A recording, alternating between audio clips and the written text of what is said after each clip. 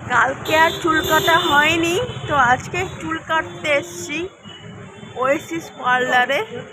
চুলটা অনেকটা লেন্থ হয়ে গেছে। এই পার্লার থেকেই 2 বছর আগে কেটেছিলাম না, 2 বছর আগে কেটেছিলাম। তো এবারে এখান থেকেই পুজোর সময় ভাবলাম চুলটা কাটি, কারণ অনেকটাই চুলটা বড় হয়ে গেছে, ম্যানেজ করতে পারছি না। চুল উঠছেও চুল, তো সব মিলিয়ে আজকে চুলটা কাটতে এসছি।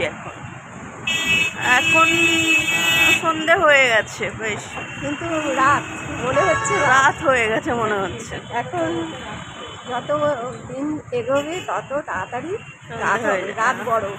হ্যাঁ, তো যাই হোক, আমরা আবার এখানে দোকান হয়েছে একটা, এখানে মোমো রয়েছে আর একটা চশমার আর দোকান লেন্স নতুন হয়েছে, লেন্স কাট আছে।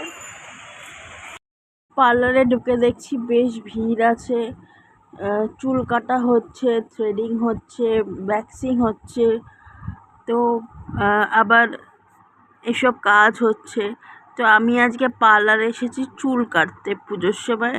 আমার চুলগুলো প্রচণ্ড বড় হয়েছে আর হেয়ার ফলও হচ্ছে, আর ম্যানেজ করতে পারছি না। তো এই যে দেখতেই পাচ্ছ কতটা লেন্থ হয়েছে চুল। তো আমি আজকে স্টেপ কাটবো, আমার আগেও স্টেপই কাটা ছিল। তো এখন আর এর দাদের পার্লার, এরা হচ্ছে নেপালি। তো এদের কাছ থেকে আমি 2 বছর আগে চুল কাটেছিলাম, তো আবার 2 বছর পরে এসেছি চুল কাটতে। তো দেখা যাক কীরকম চুলটা কেটে দেয়, কীরকম এক্সপিরিয়েন্স। আর আমার চুলে যেন তো জট পড়েছিল প্রচণ্ড, সেই জন্য আমার খুব লাগছিল চুলে। তো মোটামুটি চুল কাটা হয়ে গেছে। এখন চুল কাটতে কাটতে হাঁপিয়েও গেছে, আর আমি বসে বসে হাঁপিয়ে গেছি। আমার এতক্ষণ যেন তো এত ধৈর্য হয় না। তো এই যে কাটার পরে চুলটা কেটেছে, দেখো বোঝা যাচ্ছে স্টেপ কেটেছে যে। এবারে চুলটাতে আমি স্যাটিসফাই নই একদম।